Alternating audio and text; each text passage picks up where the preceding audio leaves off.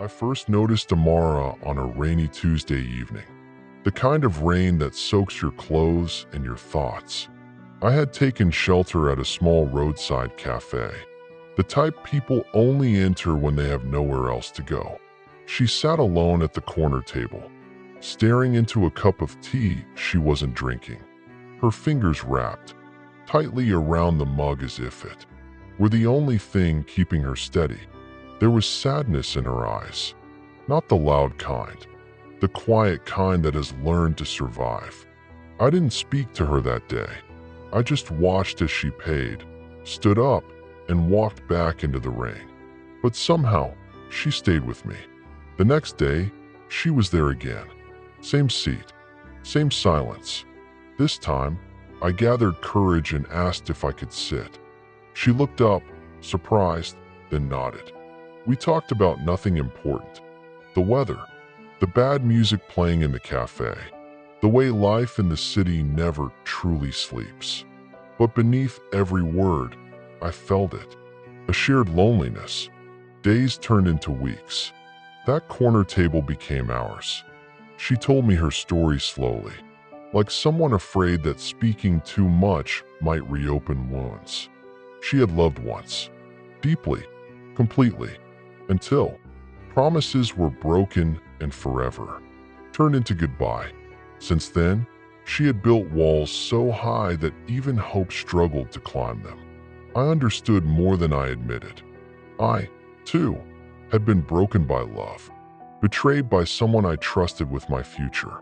We were two damaged souls pretending we were fine. Somehow, pretending together felt easier.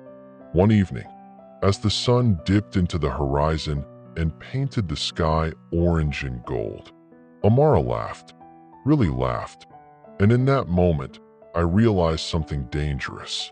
I was falling in love, not with perfection, but with her scars, with the way she looked at the world as if it had hurt her, with her quiet strength.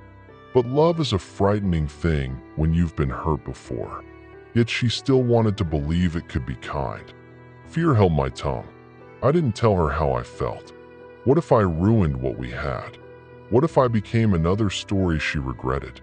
Then one day, she stopped coming. The cafe felt empty. The corner table mocked me. Days passed. No Amara. No explanation. Just silence. I later found out she had been offered a job in another city. A chance to run away from memories that refused to let her breathe. A fresh start. She hadn't told me because she didn't think I would care. That night, I couldn't sleep. I realized something painful and beautiful at the same time. Love doesn't wait until you feel ready. It comes when it wants, and it demands bravery. The next morning, I found her. She was standing at the bus terminal, suitcase by her side, eyes scanning the crowd like she was hoping for something she didn't expect to see. When our eyes met, she froze. Amara could not hold it. She had to run to me. She hugged me as if she had never seen me for years. I felt deep inside me that the hug came from someone who never want to lose me.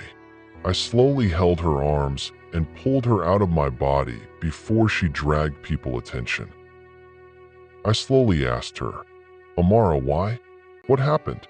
You didn't say a word to me, then you disappeared. Have I done anything wrong?" Amara looked at me with passion and pain at the same time. She told me how she needed space. My being around her reminds her of so many things that she didn't want to talk about. At that moment, I knew what she was going to tell me. I quickly held her close to me. I grabbed her back and asked her to come with me. I want to tell her something. It took me time to convince her. We went to a nearby restaurant.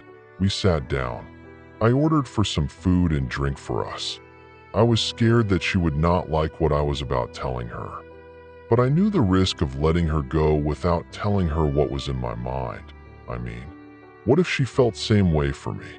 I gained confidence. I told her everything. How she had become the best part of my days. How her laughter healed places in me I didn't know were broken. How love had found me again. Through her. Tears rolled down her cheeks before she could stop them. She confessed she felt the same, but was afraid. Afraid of staying. Afraid of loving again.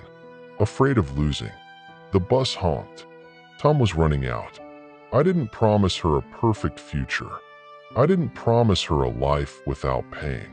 I only promised her this, that I would choose her. Every day, even on the hard ones. She looked at me for a long moment. Then she dropped her suitcase. And she stayed. Love didn't erase our pasts. It didn't magically fix our fears. But it gave us something stronger than fear. Hope. Today, that corner cafe still exists. And sometimes, when it rains, we sit there together, hands intertwined. Not loudly, smiling at how love found us when we least expected it. Not dramatically, but gently, and forever. If you believe in love that heals, love that waits, and love that chooses, then this story is for you.